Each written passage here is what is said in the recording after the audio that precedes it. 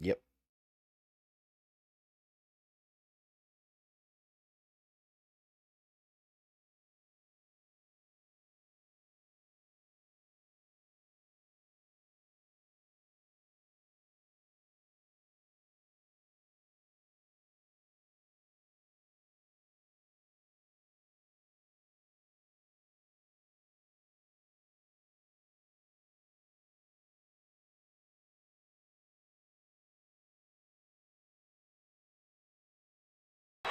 Ten, nine, 8, 7, 6, 5, 4, 3, 2, 1.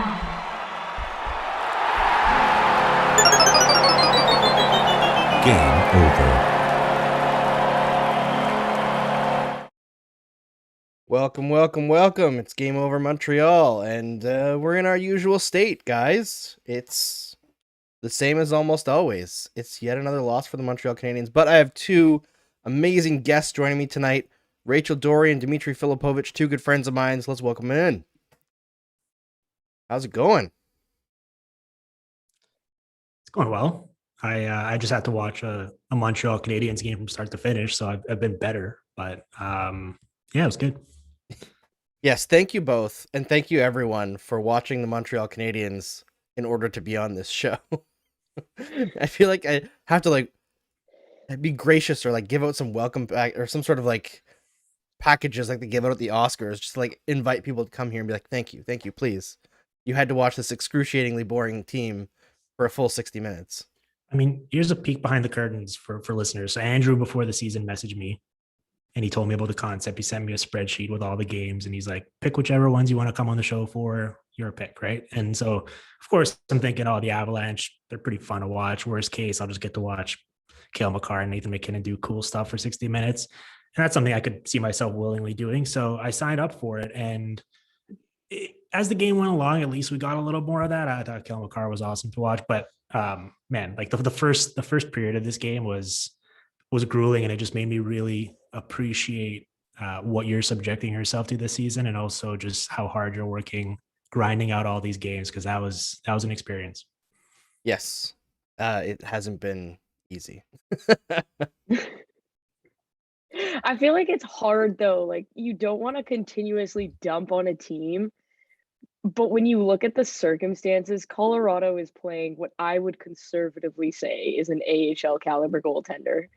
They got absolutely run out of the building last night in Toronto, traveled, probably got into Montreal at 2:00 in the morning or something like that. And then you look tonight, and I think all of us are kind of in an agreement here. There was no point where Montreal was the better team in this game. No. I mean, they drew more penalties, I think. You gotta really go through it with a fine-tooth comb to find they had more right? fans in the building than the Habs did. Yes, they did that. Although probably got booed more than the Avs did too, so. Well, yeah. And so someone threw a jersey on the ice. Why are we doing that? I admire somebody I admire somebody who keeps it on, just because if you have the expendable income to throw a $200 jersey on the ice, I hope it's a fake one, because you're a jerk if you throw a $200 jersey on the ice, no matter what team you cheer for. Yeah. Well, okay. So I have this crazy stat that I was digging up while I was prepping for the show, and I promised the two of you that I would share it. So I'm just going to get it out of the way here. So Cale Makar has now played 10 games since he came back from his injury. He has 8 goals. They're giving him credit for that goal today. I thought it was tipped by Landeskog, but just roll with it and say that he scored. So he has 8 goals and 15 points in those 10 games. The Habs leaders through 25 games this season are Josh Anderson with 7 goals and Tyler Toffoli with 15 points. So that kind of just sums up the disparity between these two teams. And yeah, I'm just gonna leave it at that. It's not pretty. And I think that you look at just the power play in this game, and it's just hard to watch. I know they got the one power play goal, which was a little flick floater from Ben Sherratt that kind of knotted the game at 1, and I guess you can say that that's good, but I don't know. That's, to me, a point shot from a guy like Ben Sherratt is more lucky than good. And overall, their power play was such a mess. I think you look at it and you watch like I think that was like the first 3 power plays Montreal had. They had 0 shots, and Colorado not only had a goal, but they had 4 high danger chances. Yeah, they didn't have a under shot till no their 4th PP. There, 4. Under no circumstances should you be getting outchanced on your power play by like a margin. If it's 1 or 2, maybe, but still no, that shouldn't happen. But when we're talking about the fact, like Dave Poulin was remarking that the entirety of one of the Montreal power play that they got scored upon they almost got scored on twice on their own power play. And then they spent the majority of the time in their own zone. Like that just can't happen. That seems like it's like Chris Weidman, that was way too nonchalant there. Well, I mean, that's Andrew, Chris Weidman, right? Yes. That's kind of who he is. Yeah. Well, Andrew, the thing I was curious about was, this team's been generally one of the worst power plays in the league for years now. And I was curious heading into this season to see what it would look like just now that Shea Weber wasn't around. So I guess they didn't like feel the moral obligation to just feed him and funnel pucks through just like kind of low percentage point shots.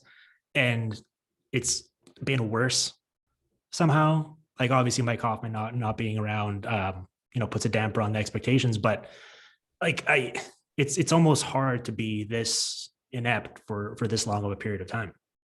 Yeah, I mean, even like not just this game, but if you were unfortunate enough to watch the previous couple games, this is not the first time that they've had like stretches of power plays without a shot. Like I believe they went 3 in a row. Might not have been the last game, might have been the game before. Might have actually been against the Canucks, which is super embarrassing. But yeah, I mean, it's weird because you look at this game and it's actually an improvement over the last game because at least the Colorado Avalanche are good. Like coming off the second half of a back-to-back, whatever, they're better than the Vancouver Canucks, and they were listless against the Canucks. Like the shots were even at certain points because the Canucks will score 1 goal and then they're like, "We're done." We did it. We accomplished our mission. And they sit back and the Canadiens were like, "Oh, okay, I guess we can score now." And then they tie it up I think they got like another 12 straight shots for the Canucks, and it was like, this is a bad scene. Like I think the issue right now, beyond just strategy, is it's gotten to the point where guys just want the season to be over, and it's pretty blatant. Well, I look at it and I go, I don't think they're necessarily helping themselves because if you look at the personnel that is available to them, so obviously Mike Hoffman has to be removed from that because he's not in the lineup, but you're doing a disservice to a player like Cole Caufield by playing him on the 4th line. And if you want him to get easier matchups, the way to do that isn't to have him playing with Michael Pezzetta, it's to have him playing in Laval.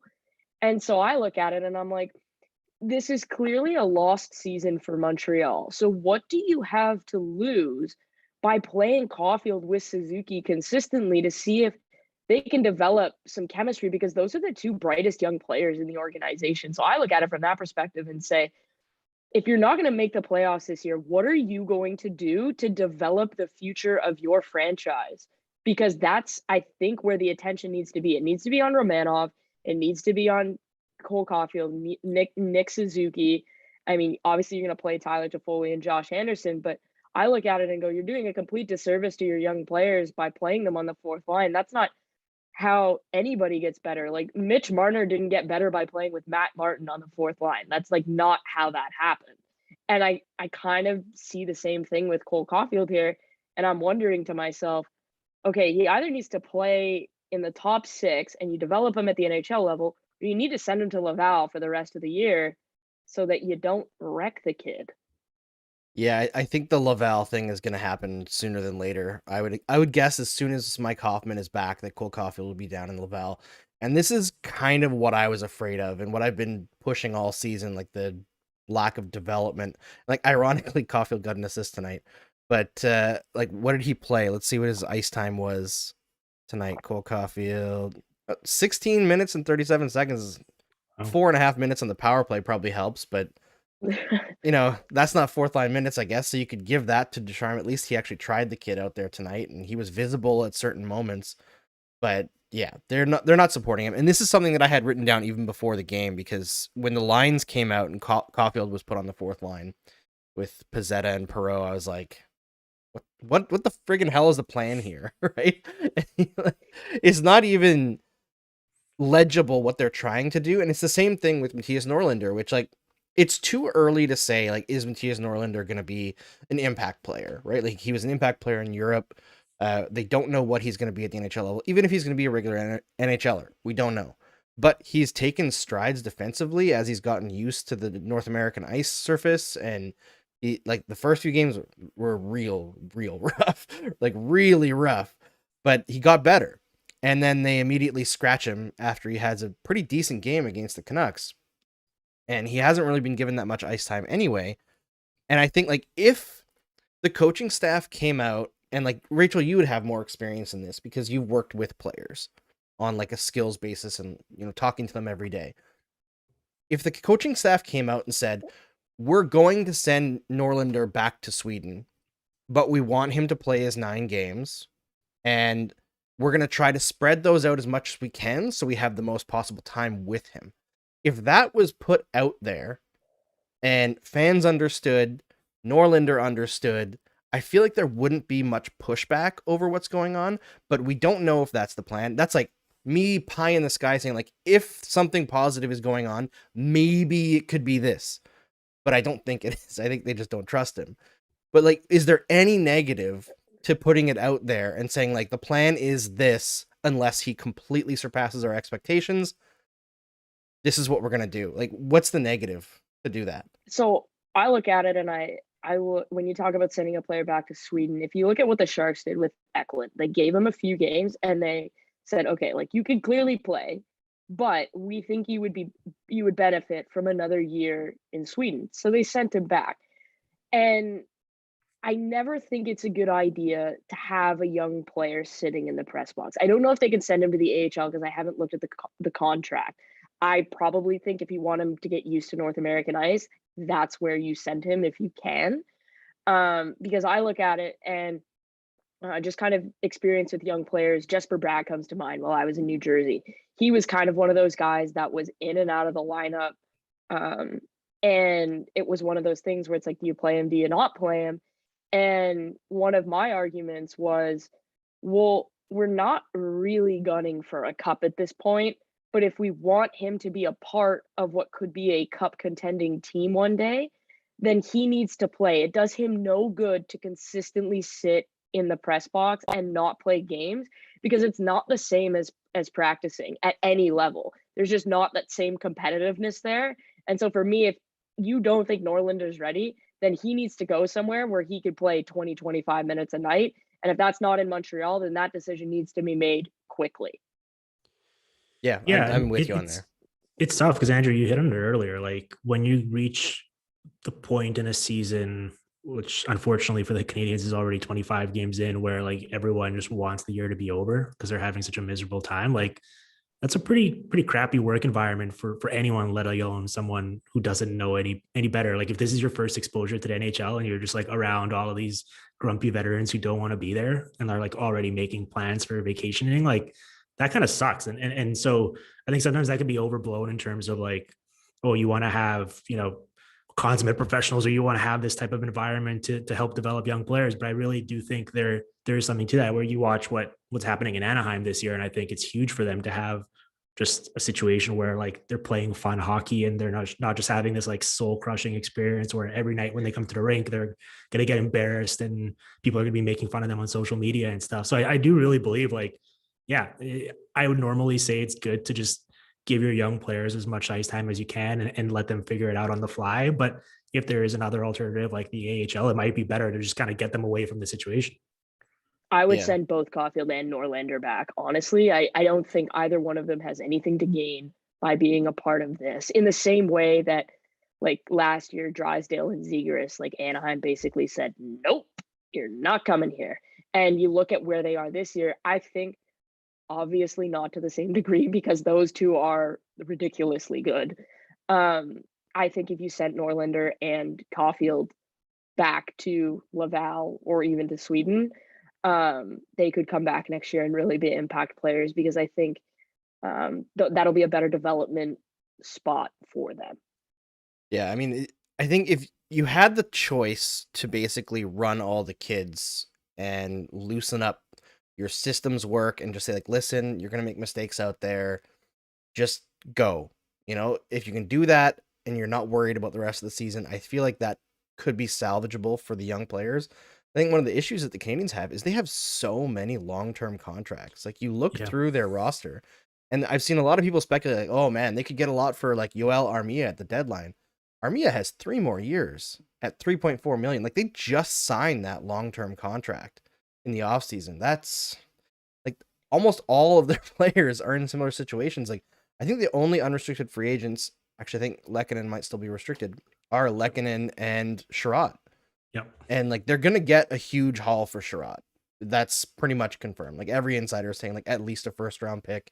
His playoff success last year looms large. He's having an amazing year from the shooting percentage perspective. He's also having the best year of his career from like the underlying numbers perspective, which was super shocking because I thought that he was gonna crater completely without Weber. But props to Ben Sherratt. He's been great. I think that leaning into the offensive side has really helped him stay away from trying to be the guy that chases guys around the net front. But outside of that, like I'm not even sure that they should trade Lehkonen. Like he's been one of the bright spots on the team. He leads the team in 5-on-5 points this season. He does, and he's been an absolute killer in terms of like control of gameplay.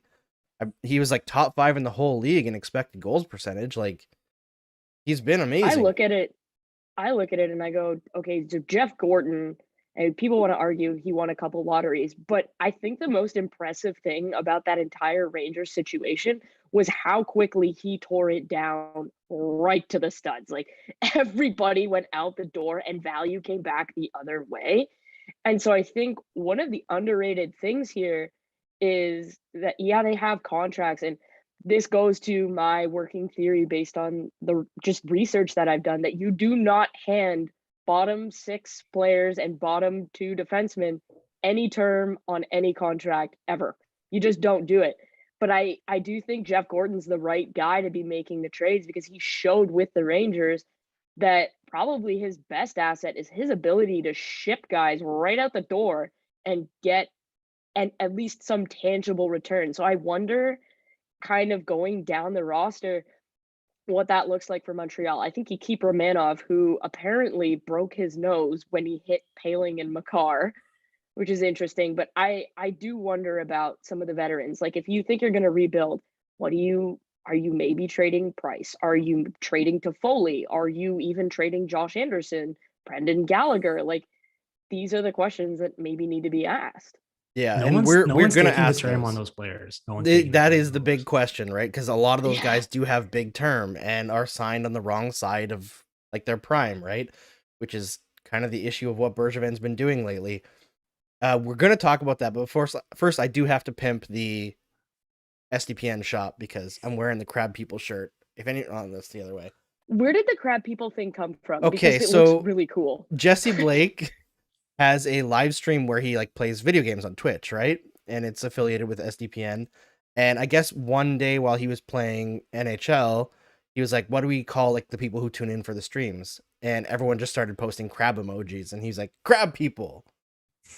So Jesse's fans on the Twitch stream are the Crab People. If I have that story wrong, anybody from SDPN can correct me either here or on the Discord. And you can find the official Discord at sdpn.ca. And of course, these lovely Game Over mugs. And I've got lots of Game Over merch that just came in as well. So lots of stuff to choose from. Lots of cool stuff. You can even get a shirt that says shirt in honor of the New Jersey Devils. Man, that jersey's so bad. It's so bad. But you know what? It's so bad. Is it as bad as the blockbuster ass jersey that the Nashville Predators just pulled out? Honestly, I think it's worse. I don't hate the Nashville jersey. Oh, I think the Nashville jersey, I don't love at it. least, Like, I'm not purchasing it. at least it's bold. I'll say that. I don't like it, but at least it's bold. Whereas the jersey one is boring. Bolts one Yeah. though is sick. I don't know. I love the Bolts one. Oh, I don't Yeah, like I like the Bolts one a lot. I think the Predators one is catastrophically bad. I think the Devils one is bland enough that it's fine. I understand why people are outraged. I think it's kind of funny. I obviously they weren't aiming for unintentional comedy, but They yeah, leaned into it. the Predators one is really bad. So I think it would have Evolving been the Wild. Predators one would have been better if like the letters were the same size. Mhm. I've seen a bunch of people point that out, that the letters aren't the same Yes. size. And apparently every- it's like some ode to like posters or something. I'm like, I don't care. Just make them the same size. Oh man, Evolving Wild posted that it looks exactly like the old packages of Act 2 popcorn. And it does. Let me It is Google it. 100% the same, and it's very awful. One of our mods, Will. Either The way, like, Nashville I'm one not is horrible. buying it. Andrew, let me explain. Go for it, Will. Tell us how bad it is. But yeah, we'll get into the trade stuff because Pierre LeBrun on the TSN broadcast brought this up. And today is December 2nd, which happens to be the anniversary of the game where Patrick Roy allowed 9 goals against the Detroit Red Wings that precipitated the trade that I think a lot of people believe that it was just because of that game and not like something that was happening over a long period of time. Some background on that, for those who don't know, Réjean Houle hired Mario Tremblay specifically to cow Patrick Roy. He thought that Patrick Roy had too much power in the Montreal Canadiens organization. So he brought in somebody that he knew from their playing days. They butted heads. They hated each other. So that whole situation was like, you put vinegar and baking soda in a bottle and you shake it up. It was going to happen no matter what. It just happened to happen that game. And of course, when I was 8 years old and this happened, and a couple days later, when my dad told me the news that they traded Patrick Roy, I didn't believe him, thought he was joking, heard it on the radio, cried for like an hour. So then Pierre LeBrun, on Today of All Days, talking about the Colorado Avalanche being a possible destination for Carey Price. And I'm no longer a super fan or anything, but I just had like these like PTSD flashbacks of myself as a youth looking at a franchise goalie going to the Colorado Avalanche and possibly winning a cup. And if it happens, amazing for Carey. I'd be super happy for him. But also, don't put that out there, Pierre. What the hell are you doing? Not like, today. Honestly, it's so funny because you look at the Avs and the one thing, like, they are one competent goaltender away from being the single most terrifying team in the league. Like, Tampa, fine because of all of the cap situation, and Julien Brisebois being a master of that should shock no one. But Carey Price is at, like, even if he's not Carey Price of Stanley Cup Finals, because if that happens and he's playing on the Avs, they're winning the cup. Like, it's just that easy at that point. But if he just goes and is average in Colorado, or any goalie goes there and gives league average goaltending, Colorado becomes terrifying at that point. Yeah. If Price goes there and he's half of the player that he was in last year's playoffs, they're winning the cup. Yeah. Yeah. Is there, wait, so am I missing something? Is there any substance to this beyond? No, it was, I mean, there could be, but Pierre was just speculating that it could be a fit, right? He wasn't saying that it was something that was going to happen, but he was like reading tea leaves. He thought that there's a distinct possibility that Price is not interested in staying around for a rebuild, which, yeah, of course. He's 34. Yeah, he's the same age as me. Yeah. So I probably wouldn't be either, especially after going to the Stanley Cup final last year, right? Like, you got a taste of being close and then got your soul crushed in the final and took that to heart. Edmonton, I mean, like, who would say no to that? I feel like Edmonton has to get a goalie, whether it's Fleury, Price, obviously maybe a little bit less so, but like, you cannot have two of the three best players on the planet and just be like, we're gonna run with Koskinen and Smith. Like, sure you can. Ask Kenny Holland. You can't go all in every year, Rachel. Yes, you can when you have McDavid, and like, all three of us sitting here know that Ben Sherratt is going to be an Oiler. He'd fit in. Like, what's like kind of awkward? I feel like he'd fit in better on the Flames. Oh, he would. Daryl Sutter would love him. Yeah, like, I think he would actually fit in decently on the Flames. He can skate. He's a big guy. Fit into Sutter's system a little bit. And I feel like the Flames are a little bit weak on D. Like they've got some guys who are like playing well and young guys, but I feel like they could use a little bit of an upgrade. Yeah. No, but it's such a Kenny Holland move. It If is anyone, 100%. if anyone is gonna pay like 140 cents on the dollar, you know, Kenny's just itching. He's got his finger on the trigger. He's ready to go. Yeah, I mean, so what did David Savard last year? Obviously, there was the double retention, right? Yeah. But basically, the Lightning wound up giving away a first and a second. Was it a first and a second in the end? First and a fourth, or something like that. I was gonna say, I Definitely think it was like multiple a first picks. and a fourth. Yeah, Definitely it was multiple definitely 2 picks because they gave a pick to Detroit just to basically help them, to right? launder. Yeah. Yeah, the Steve Yzerman laundering machine. While Yeah. letting them keep Brian Lashoff on their AHL team. That was Oh, so man. good. So funny. I mean, if you can't do a great cap circumvention move like that when you're a bad team, what are you even doing here? I know. Like, get creative. And you know what, Sherratt, I've been a big detractor of his for many years because, frankly, for the most part, he's not been very good. But this year, he's playing really well. And the fact that his contract is so edible, for lack of a better term, at only 3.5, it's expiring. He's going to be attractive. And especially if they wait closer to the trade deadline where there's not much of that cap hit that's going to be left, there's going to be a lot of suitors. I think that's going to be one nice thing for the Montreal Canadiens this year because most of the roster is not movable in the season with the term that they have, with the flat cap, unless you're taking contracts back. And then you have to wonder, like, are you progressing? If you're taking, like, what are you getting back? Is it going like, how much term is it? There's so much more calculating that has to go into that. Well, the ironic thing is I actually do think Ben Sherratt can be a useful player. Like, I think he's got a sneaky creative offensive game to him when he decides to play that way. But for whatever reason, maybe because of his size or because like coaches just feel the need for defensemen that look like him to play a certain way, he winds up like getting sucked into playing this just sort of like dumb meat and potatoes game where he winds up just taking a bunch of penalties and stuff. And the ironic thing is I feel like whichever team winds up trading for him is probably going to do so with the vision of him being that type of player. And so they're not actually going to use him in a way or enable him to play the way he's actually effective. So instead they're just kind of dooming themselves for failure. Basically, I imagine, like, I think, like, we're joking about Kenny Holland going out and acquiring him, but that's probably the vision that he would have for him if you went out and traded for Ben Sherratt, right? What'll happen with Ben Sherratt if he becomes an Oiler is they'll be like, well, you know, there's no penalties in the playoffs because McDavid can't draw anything, so Sherratt's not going to take any penalties. And the NHL will suddenly decide that they're going to hammer down on cross-checking in the playoffs, and Ben Sherratt will spend the whole time in the box, and they'll go out in the first round again. This is my prediction. Yeah. It's honestly, like, I look at it and it's just like anytime, like, the NHL sending out that memo, don't criticize officiating, and I look at it, I'm like, if you don't want to be criticized, then, like, do your be job. better at your job. Like, I don't know what.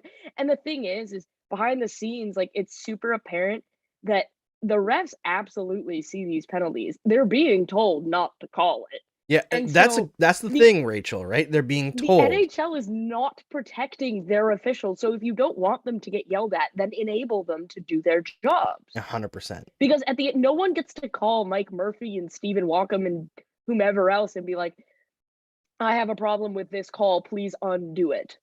Like, you don't just get to do that. And so I look at it and it completely takes away, like, anything that's remotely nice about the playoffs. Yeah. Right. And so I totally think Ben Sherratt's going to be a really coveted guy because, that contract's fantastic. And two, he plays the type of game where you can get away with literally anything in the playoffs, save for, I don't know, maybe like biting someone.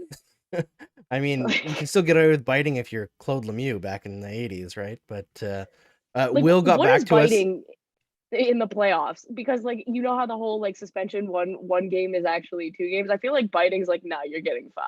Like, you think? Maybe. I mean, I don't know, but Alex Burrows bit a Bruins glove and he didn't get any games. Yeah, that was Stanley Cup Finals and through the glove. Maybe it matters if you're wearing the glove. You got to take the glove off. You got to get flesh. You have to cause blood. You have to draw blood. Like, Man, you have to bite so hard to actually draw blood on a human finger. Like, I know the skin's not that thick, but like you gotta like bite and tear, you know? So Like, you have that you entire have two toddlers. You have two Yes. toddlers. Okay, Dylan is what, 3? 4. Okay, Dylan is 4. Dylan would get in trouble for biting at age 4, yes or no? Miles would get in trouble for biting. Like, they don't like when someone bites we in the baby doing? room, they get all nervous at the daycare. They're like, "Oh my god, your child has a bite mark on their arm," and I'm like, I don't care. Like, kids bite. Like, he's 16 months or whatever at that time. Yeah, you definitely get in trouble when you're a baby. Like, it's just not acceptable behavior for anyone, let alone an adult who is in the NHL making over $1 million a year. But the best part, wait, Brendan Lemieux's making over $1 million a year. Is he? Wait a minute, I think what? I'm assuming, but probably not. He might not. I think I liked Hannah's tweet the best, which was, if you are playing in the NHL and you bite someone, you are not allowed to play in the NHL anymore because the NHL is an adult league and you are not an adult if you bite someone. Brendan Lemieux is making $1.55 million. Nice. Classic. Brendan Lemieux. Is that a contract of the Rangers that Jeff Gordon signed him to? Oh, good question. I don't know. I didn't check. Can't I be closed any the tab worse than the already. Barclay Goodrow deal. Yeah, that's pretty Um, bad too. I just one final note on that though. I did think the funniest part of the entire report was them being like, just to be clear, we're only investigating the first bite. The first bite. We're aware of allegations that there was a second bite. There was a second. I didn't even see Yeah. that. I didn't Oh, watch oh, the yeah. video. They suspended him for the bite on the left hand, but the blood was on the right hand, and they were He like, "There's definitely no bit him a second evidence." time. Yeah. Yeah, there's no evidence to prove that he bit him, and I'm like, in a court of law, the bite mark and the bleeding would count as evidence, guys. Like, Is he a fucking piranha? What? Like, what's going on? Oh It's- god. it's Huh. wild. I promised Will that I'd honestly. get back to him on that Preds jersey because he wrote down a list of why it's so bad. He said all the letters are different sizes, which Rachel mentioned. The words smash and Ville aren't even centered. I didn't notice that, but now that it's pointed out, it's going to bother me. It says, look at Yep. the back too. The numbers on the back are different sizes. Oh my god. Don't tell me that. Oh no, I need And to the see this nameplate letters now. are different too. And he said the back of the neck is also really bad. Jerseys, man, they are the great unification of hockey fans in that we hate all of them, and it's always fun to talk about. I actually got a question because I hosted the live blog for the Montreal Gazette today for tonight's game, so I didn't have a chance to like take physical notes, which I usually do. I just had like the notes that I wrote on the actual live blog, but I mentioned on there, like, watching this season reminded me of watching the Canadiens in 2011-12, where just like everything possible went wrong. They fired Jacques Martin as opposed to firing the GM this time. And Randy Cunningworth came in. He was an Anglo. Jeff Gorton comes in. He's an Anglo. And it just like there's so many injuries. No matter what the Canadiens do, they just like, can't get it going. They never get any momentum during the season. But in 2011-12, and like both teams are better than their record, but in 2011-12, they had a young core of Pacioretty, Subban, and Price. I believe Price was like 24. Subban and Price were like, or Subban and Pacioretty were both like 20 or 21. This team doesn't have that. And I would argue that they don't have any player on the roster that's even close to any of those players at that time.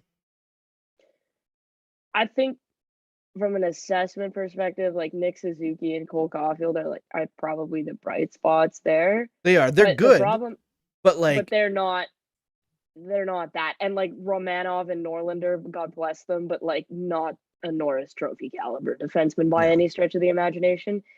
And I have a hard time believing that their first round pick from this past year is going to find himself in the Montreal Canadiens lineup at any point.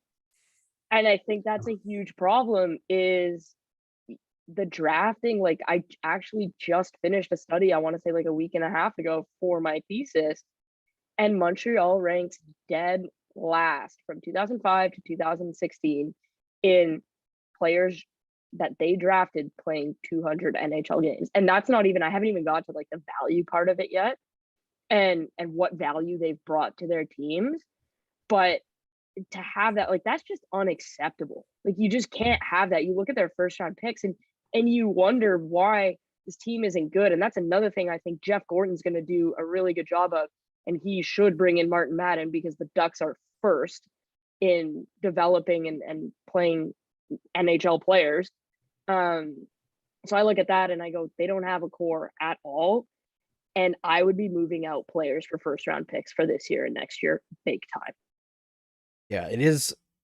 If you're not seeing that you can turn something around really quickly and keep guys like Price and Gallagher in the fold, it has to be a complete teardown. And I think that if they were to commit to trying to do something quickly and like be bad for 2 years and then try to like take something out of the last 2 years of Price's contract where you like hope he's still good, I think you could get to a point where you're a playoff team if you're a really good manager and you have the right coach, but I don't think that you can get to a point where you're a competitor.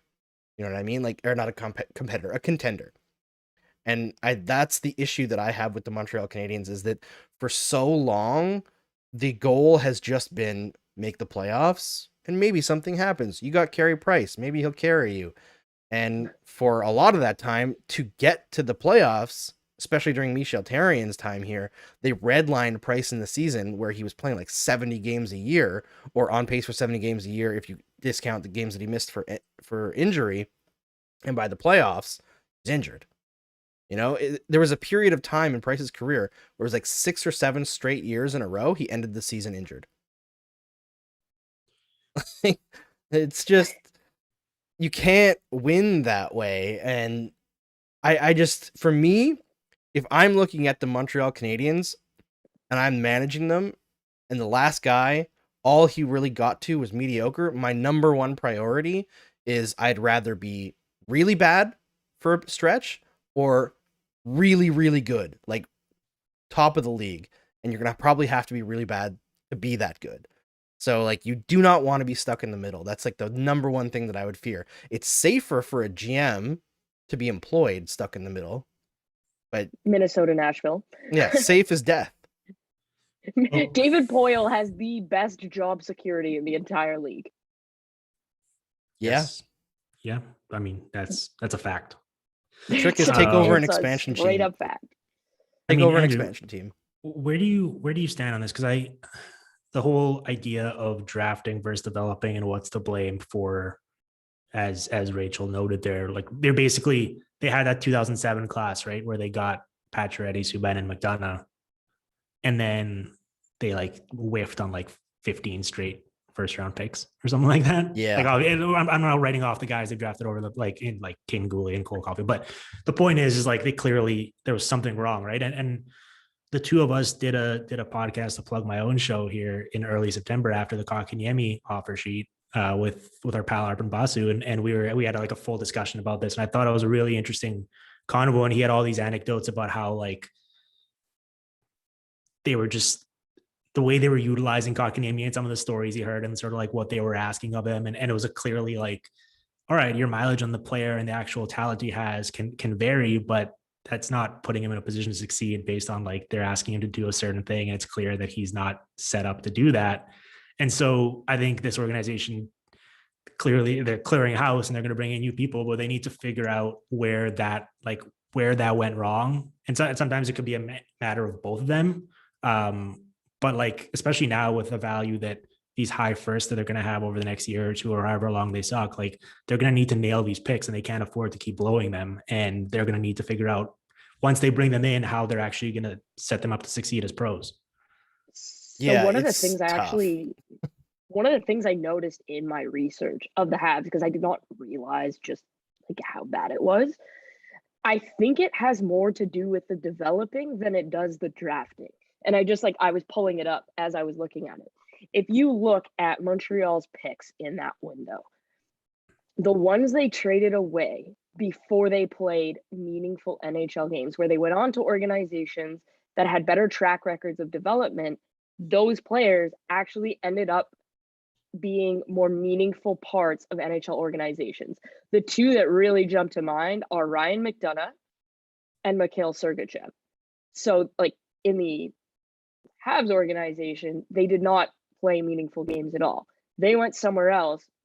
And McDonough ended up the captain of the Rangers, and then obviously later winning a Stanley Cup. Sergachev is a very key part of Tampa Bay's blue line.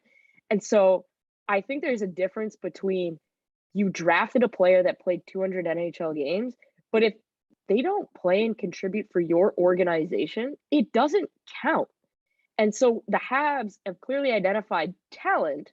They just haven't figured out yet how to develop it so that those players that they draft, someone like a Caden Gooley, for example, play those meaningful NHL games for their organization as opposed to a different one. Because what you don't want is trading somebody like a Caden Gooley, which is similar to Ryan McDonough's situation, and then they go get developed by an organization that develops players better, and now they're meaningful games for another organization. So I think it's more development than it is drafting, to be fair. Yeah, Rachel, I'm on that side as well. All I'm hearing there is, I was looking this up. So Charles Hudon is now playing for the Syracuse Crunch.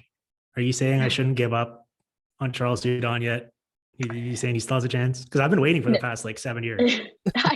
I think that ship may have sailed. Okay, I'm just clearing it up. I just wanted to make sure.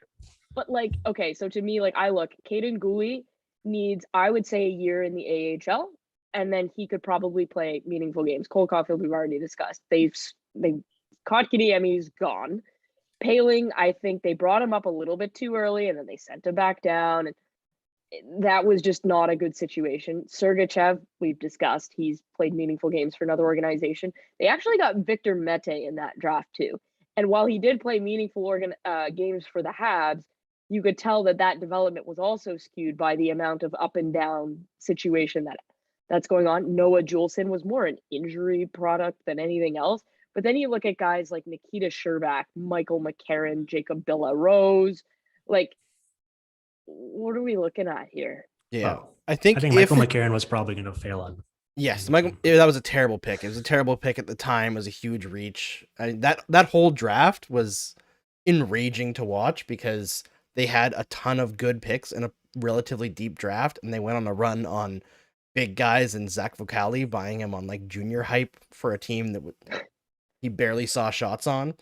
So yeah, not a great one. The best player they got out of that was Arturi Lehkonen, who I wanted them to take at the time, which is kind of nice. But again, a guy who should be better at the NHL level. He's starting to show it now, but like people forget that Arturi Lehkonen broke Daniel Alfredsson's scoring records in the playoffs for Frölunda. Like he was incredible. He had a great World Juniors.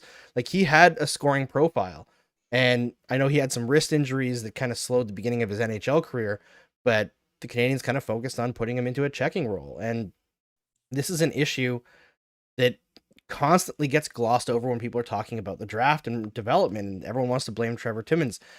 Ellen Etchingham wrote a fantastic piece in the summer that I brought up several times on this show that compared the Trevor Timmins essential scouting staff that didn't really change that much. Shane Churlick came in under Bergevin as well. But for the most part, the scouting staff didn't change too much. The decision makers didn't change too much under Gainey and Gauthier compared to under Bergevin.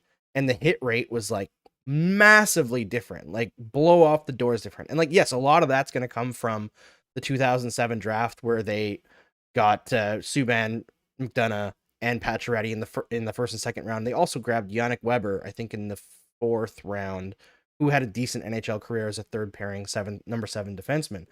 So like they did amazing in that one draft, but overall as well, they had a good hit rate. They had guys that turned into something. Brendan Gallagher was the last draft before Bergevin came in. Huge hit, right? So actually, I don't think he was the last draft. He was 2010, so it would have been 2011 was the last draft before him. But even you look at some of the stuff that happened in Montreal, and you see a lot of people now want to credit and give Bergevin his flowers because back in 2013, during Galchenyuk's rookie season, he talked openly about how he wanted to take Morgan Rielly and not Alex Galchenyuk, which first of all, why would you say that when the kid is playing on your team? You're like undercutting him for no reason as the general manager of a hockey team for like a 19-year-old player. But second of all, I just don't believe that Morgan Rielly would have turned into Morgan Rielly in the Montreal Canadiens organization because this is a guy who at 27 years old is still an absolute defensive mess. He's an all offense, all transition guy. This organization hates those kinds of players. I don't think that he would have been given the trust that he was given in Toronto. And you want to talk about something that belies development. Go back and look at Alex Galchenyuk's rookie season, the scoring numbers. For a teenager, he put up the highest per 60 scoring numbers since Sidney Crosby in his rookie season. Shortened season, yes, absolutely. Take it with a grain of salt. But the dude was money. And then all of a sudden, he gets told he has to play more defensively. And year by year, you can see it. It chips away. The confidence goes away. And all of a sudden, down in the shitter. And there's other issues at play with Galchenyuk, between his father and knee injuries that derailed his career as well. But if you can't insulate your guy, if you can't get the best out of them, out of a top 3 pick, and you're not willing to put in the effort, which I think is the craziest thing, is that the Canadiens don't spend on development the way that other rich teams do. What are you doing? What are you trying to win? I look at it and I say, when you are a team, we're going to go every original 6 team to start because all of them have basically unlimited money. To me, I look at it and I go, if you have that level of funding in your organization where, like, if you went to Jeff Molson and said, I think this, and this is going to make the team better, it's going to cost about X amount of dollars, but it's going to make the team better in the long run, where you wouldn't be worried about him saying no. To me, there's almost no excuse to not have development. Now, if you're a smaller market team that is a budget team, maybe like up the road in the nation's capital or like Arizona, for example, then maybe you're not spending an exorbitant amount of money on player development. But to me, the way I look at it is there's no reason that Montreal can't have the same level of expenditure on development that the Leafs do, that the Carolina Hurricanes do, that like basically any other team has. And so if I am Montreal, and I know they loathe to take things from Toronto, but it's a copycat league, and Toronto is very clearly at the high end of developing players in the last 5 years. I think you need to look at what they're doing and going, okay, they've got skills coaches, they've got somebody dedicated to only prospect video. They've got development coaches going around the world and skating with their players no matter where they are. You've got dedicated skating coaches, skills coaches, mental performance coaches, dietitians. Like, all of that stuff is super important because it's about maturity as well. Most of these kids haven't had to live on their own at any point. You got billet parents that are cooking for them. So something as simple as a dietitian or a nutritionist could help. And so I look at it and I go, Jeff Molson's got the funds for that. And I think building a player development department that stacks up to be among the best, because there's no reason Montreal can't afford the best. They absolutely can. They could really accelerate their rebuild if they did that. Yeah. I mean, yeah, the Leafs are great. I know they're investing a lot of resources in making sure that all of their young players get the best possible chance to succeed, which it often comes down to. So yeah, I think both of you hit the nail on the head. I really don't have anything else to add on the matter. We're just going to give the Leafs their flowers. I mean, no, but I say, like, you look at, okay, being a Francophone, we established, I think last time I was on here, that's super important. Caroline Ouellette literally lives in Montreal. Yes. So does Julie Chu. Yep. And they both coach Concordia, which is one of the best women's programs in the entire country. And none of us should be surprised that that's a thing. Marie-Philippe Poulin is also affiliated. Like, yes, Poulin is still playing pro, but like Ouellette and Julie Chu, there is, first of all, no reason that you can't hire them and pay them more than whatever Concordia is paying them. Like, you absolutely can. And two, we've seen what people like Danielle Goyette and Haley Wickenheiser can do, there's no reason to think that Carolyn Ouellette and Julie Chu, who have completely turned around the Concordia women's hockey program, can't do the same thing for Montreal Canadiens prospects. I absolutely think they can. And you've got the outlet there that Carolyn Ouellette is Francophone. Like, it's right there. Yeah, it should be an easy decision to bring in Carolyn Ouellette or people in that same realm.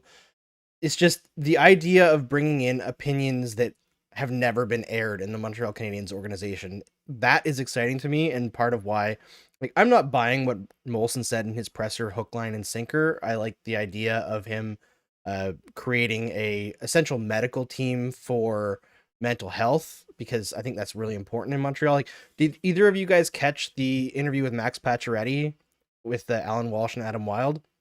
I thought it was fantastic. Oh, it was really good. It was the most open I've ever seen Max. He's usually a very tight individual, right? He doesn't want to give you a lot, but he was very loose, and he was talking about his time in Montreal and how much he loved it. But like at a certain point, he realized like the weight of everything and how in this city you can't get away if there's a negative attitude, right? So if things aren't going your way on the ice, you're going to hear about it everywhere. And while he was here, the organization did a really poor job of not letting that seep into the organization as well. And he was saying like one thing that he would love to see change, that he thinks about all the time, is like once you're in the Bell Center or Place Bell, that is like a positive only zone. And there's nobody in there who's talking about anything except for like what we can do to get better. Whereas instead of like saying you're shit, you're screwing this up, your turnover cost us the game, or like threats, because let's face it, Michel Therrien was the coach. You know, although he said that he really liked Michel Therrien, which was kind of funny because he name checked Briere while talking about being threatened and stuff. And Briere has talked about in his book that Michel Therrien was like a psycho. So kind of confusing from Max, but whatever, it's okay. But yeah, that kind of stuff I think is very important, and something that you need somebody who understands the market to be there for, and the organizational philosophy, and kind of why, not to go off on a complete tangent, but why the whole idea of Patrick Roy doesn't make sense right now for the Montreal Canadiens. Because like, I feel like Patrick Roy, for all of his issues, at the very least, you can say nobody in the world wants to win a game more than Patrick Roy, right? But I don't think he can get along being number two. And if people aren't simpatico in this organization, between like Jeff Gorton and the incoming GM, it's not going to work. They need to be in lockstep at all times. And this new management structure is very interesting. I'm excited to see where they go with it. But I hope that it's a very varied and diverse management structure with a lot of people whose input would not have been valued under the previous regime. I think I look at it and I go, the one thing that when I was an intern with the MOSE, I got to hear Masai Ujiri talk a lot. And one of the things that really, really has stayed with me was his sort of view and vision for how to build a front office of decision makers. And essentially what he said was, the more diversity you have, the more diverse perspectives you have, the more well-rounded decisions you can make as a group. And so I look at it and I go, Montreal has a chance here to really lead in terms of being diverse. There was an organizational catastrophe in the summer, and Jeff Molson made a commitment to learning. And I think if he follows through here and has a diverse hockey operations department and really makes sure that those people are valued, I think that's a really good example of actual action being taken. And when you look at that and you say, okay, women, people of color, just general people who would not have been considered for jobs previously, you can have those diverse perspectives and you kind of get what Masai Ujiri is talking about. And well, I think we can all comfortably say that the Raptors organization is a pretty good, pretty well-run organization. And that really, I think, should be what organizations strive to be, is that level of diversity. And that level of input. And I think that Montreal really has a chance to be a leader from that perspective and go in that direction. Yeah, and there's a couple comments in the YouTube chat that I just want to address really quick here, because there's a few people asking if they think that the Canadiens will ever choose a general manager based on being the best versus speaking French. The general manager will speak French and English. That's a job requirement. But what do you guys think Jeff Gorton is? Like, why do you think he's there? He's not French. Like, guys, he is functionally the general manager. It's just they're setting up the management structure so that there's two of them and there's a hierarchy. They're sharing the load. The other person will be someone who can speak French fluently, because you need to communicate with the market. You need to understand the market. They brought in the English guy. We can stop fretting about this whole thing. Like, it's really not the issue that people pretend it is. And like, I brought this up on the last show. And every time there's a GM opening in Montreal, a lot of Anglo media are like, oh, well, they're not looking at the best guys because they're only looking at the French guys. And then you look at every other team when there's a general manager opening, and it's like, the top candidates are Peter Chiarelli and a guy who worked for Peter Chiarelli, and that's it. And you're like, and okay. soon to be Jim Benning. Or like Dale Talon. Dale Talon's in there. Yeah, it's like insane. It's actually drives me crazy. In a way, So sometimes wild, like, the francophone thing kind of insulates you from bringing in the worst people. Yeah. Well, when you were referencing something Ellen wrote earlier, I thought you were going to actually reference the piece she just wrote recently about that. But fantastic, by the way. that Everyone was should a check it out. fantastic chaoticneutralzone.com. Yeah. So Yeah, I recommend that was that. so good. But what I was going to say was, like, and to this point of like having Jeff Gorton there as basically the GM and then bringing in a francophone speaker to be the actual GM by definition, right? Like, I think that type of general infrastructure is something I do feel really strongly about, just because here in Vancouver, like, you can see where it goes wrong with the Canucks. Obviously, there aren't those language considerations, but Dimitri, there's no problems in Vancouver. None. no, it's a Listen, the There's Vancouver no Canucks problems. have played so hard since Jim Benning was assumed to be on the block. They want him there, Dimitri. Extend Benning. It's a masterclass on how to run an NHL organization. I highly recommend any team takes a look at it. But no, like the like, you can see the inherent issue in relying on just one person for this job that requires a bunch of different skills that don't necessarily have anything to do with each other. Like, I just think, okay, you want to put together a winning team that gives you a reason to feel attached to the organization, right? That makes you feel good about cheering for them. And I think when someone steps in to run a team, that's what they're striving for. But you also need to be able to communicate the plan. Like, you need to have a vision, but you also need to set expectations for your customers and what they should expect, right? And the fans are the customers. Like, they're the ones who are supporting the team financially by buying jerseys, buying tickets, buying streaming services to watch their team, like all this stuff, right? And so this idea that, like, you can have a Jim Benning running your organization and then trotting him out there and having him just like stumbling and bumbling over his words and looking like a complete buffoon, and then you being proud of that person being the face of your franchise, like, that's just stunning to me. And so when you get into this conversation about that, do they need to be able to speak French in this market? Like yes, you need to be able to communicate with a significant portion of your fan base, which doesn't preclude you from having Jeff Gorton there to actually work behind the scenes and do what he does best, which is build a hockey team. There you go. It's a win-win. Like, I really don't understand the issue to that at all. Yeah, and someone asking if the new GM is just essentially a patsy. No, like, do you think Bobby Webster is a patsy in the Raptors? No, it's just Masai Ujiri is the guy with the big ideas, right? If there's a big move that happens, of course, Masai Ujiri is the guy who's driving that big move. But Bobby Webster is probably the guy who's in the locker room more often, communicating with the players, understanding what's going on. And then he brings that up to Masai. He's the guy who's, negotiating contracts, talking with agents.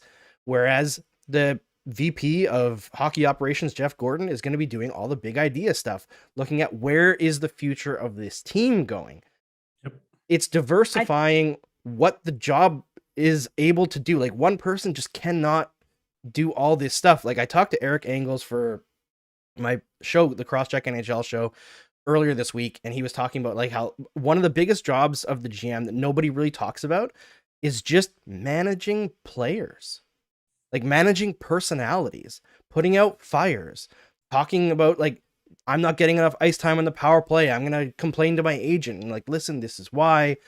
Liaising between the coaching staff and the players, like managing is in the title for a reason, and it's not just managing the salary cap. So it makes sense to have different personalities there. Like I've heard a lot of talk about Daniel Briere being up for this possible job, and people be like, "Oh, he's not qualified because he's been only in the ECHL."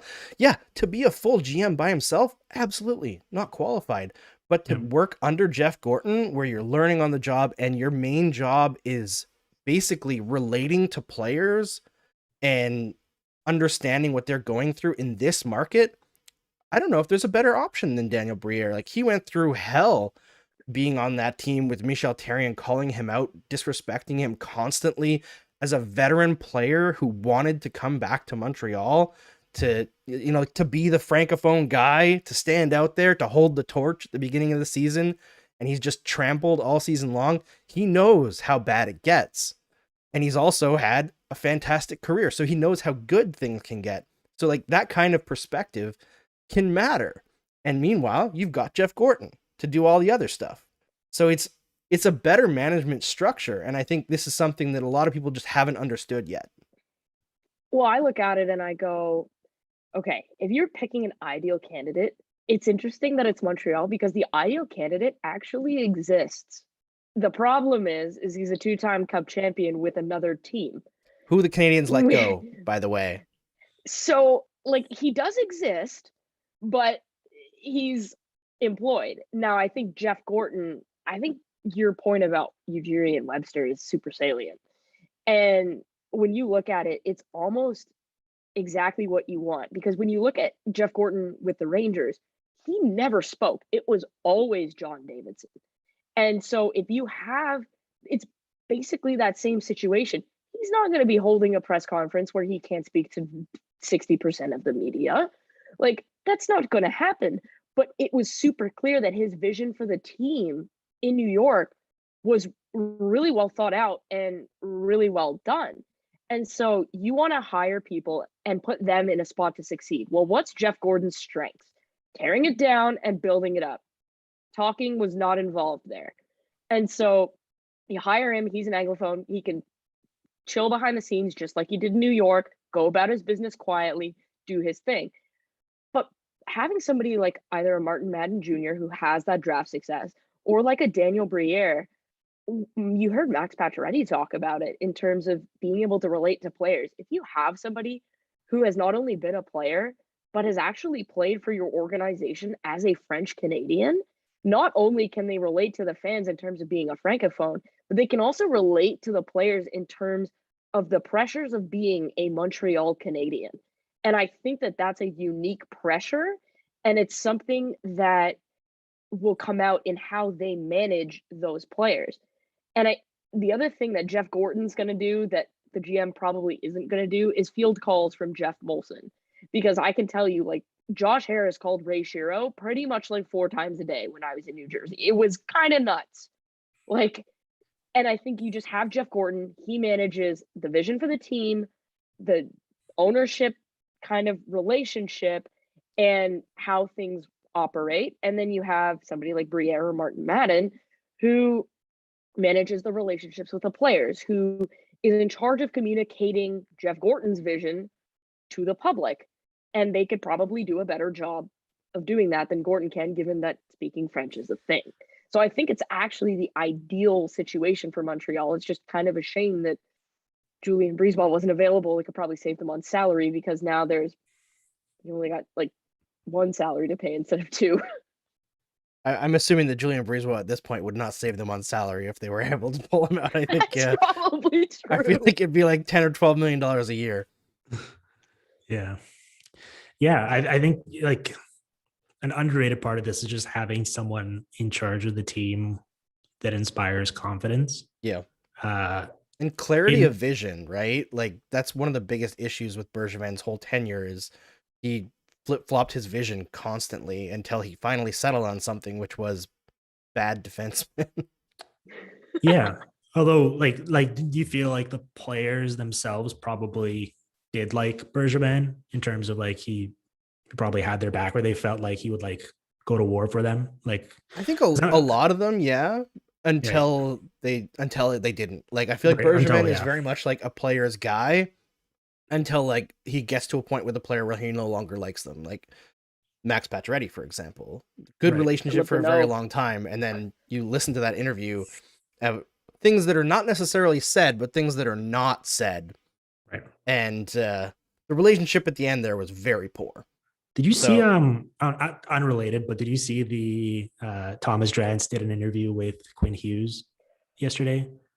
No, I didn't. So speaking of stuff unsaid, Quinn Hughes, I'm like not paraphrasing here, but he was like, he asked him what he thought about Jack's deal, and he was like, "Oh yeah, it's great that like the organization didn't give him a hard time and drag it through into the summer and all this stuff." And I was like, "Holy shit!" They went to him and wanted to make a deal. Were the exact words. They're like, "I know, yeah, it must feel nice." Like, yeah, it's like, oh, yeah. Well, you know, you want to avoid that. Sometimes in Vancouver, you just run at a time, like the whole Tyler Toffoli situation. They just forgot. Yeah. I always love, like, people invoke that Lou Lamoriello line, if you have time, use it. And, like, that's fine. But the difference is Lou Lamoriello is good at using the time. You have to be actively negotiating. And the one thing that a lot of people don't know about Lou Lamoriello is he's actually very good at delegating. So, like, Steve Pellegrini is his lieutenant in Long Island, and he was his lieutenant in New Jersey as well after he wrote the salary cap with Brandon Pridham. Steve Pellegrini basically like gets directive from Lou and then just goes and does his thing. So does Lou Lamoriello's son Chris, who like runs the AHL team. Lou is effectively like overseeing everything, and obviously he's the head honcho. He's freaking Lou. But I think that type of thing is beneficial, and I think Montreal could really benefit from having somebody like Jeff Gordon who comes in and says, "This is the vision, this is what we're doing, and I'm going to hire people that I trust to help me execute this." And so the GM will naturally be a part of that. There's going to need to be some type of scouting staff brought in. They're going to have to be a part of that. But I think one of the things that really struck me was the need to be able to trust your team, like your employees, whatever you want to call them. You need to be able to trust them with the jobs that you hired them for. There is no sense in hiring someone to do a job if you don't trust them to do that job. Yeah. And that has to go like the whole organization, right? You can't have a micromanager. Yeah, like the GM cannot be meddling in the coaching staff and whatever the case may be. Like you hired this person to do their job. You clearly thought they were qualified. You need to let them do their job. You can consult with them and have conversations. That's totally like that's healthy. But micromanaging, I think you're basically setting yourself up for failure, because we've already just covered that the job in Montreal is a lot bigger than in some other places. And so the importance of delegating tasks is like paramount. Yeah. Commenter here saying that they disagree with what I said about Bergevin. Dale Weiss says all the players loved Berge. I don't doubt that while they're on the team, but there have been relationships that have degraded. Like, ask Andrei Markov how he feels about Mark Bergevin. Like, ask PK Subban. Yeah, I mean, PK Subban will never tell you, but Andrei Markov's a bit of a psycho, so he might. Yeah. All right. I think we hit on everything. I kept you guys for way longer than I was supposed to. I really appreciate it. Before we close things up, first Dimitri and then Rachel, tell everyone where they can find your stuff. Yeah, you can go read my work at EP Rinkside. I feel like we have a great staff there that's just constantly putting out unique, thoughtful stuff. And we actually just recently, I wasn't part of it at all, but the staff put out a updated ranking of the 2022 draft class ahead of the World Juniors, and that should be of interest to any Habs fans. So if you've been kind of waiting out or riding the fence and trying to figure out if you want to subscribe or not, I highly recommend doing so. You can also go listen to me on the Hockey PDOcast, wherever you get your podcasts. I've had both Andrew and Rachel on countless times, and it's always fun, and we'll continue to have them on in the future. And we do deep dives about various topics. So go check that out. And just go follow me on Twitter at Dim Filipovic. I post all my links there. share clips and stats and screenshots and pictures of Jesse Puljujärvi's tongue and all sorts of stuff that people have told me they enjoy. So I appreciate everyone for checking that out. And Andrew, thanks for having me, man. I'm really proud of you. You've built this thing up in a short time into something that's legitimately fun to listen to and be on myself personally. And so just keep it up.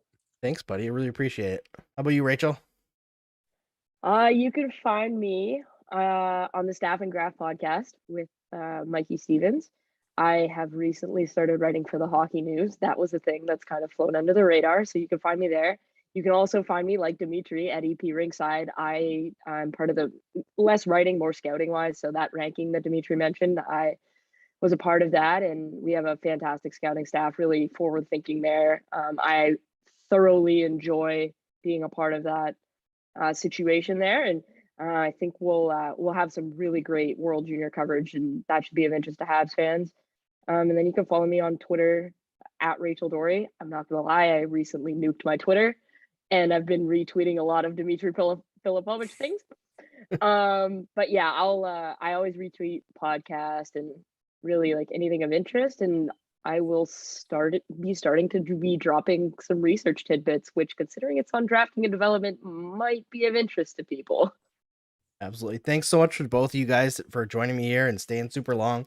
Thanks to everyone. We were at like a huge amount of viewers for like the entire show. We barely dropped off at all.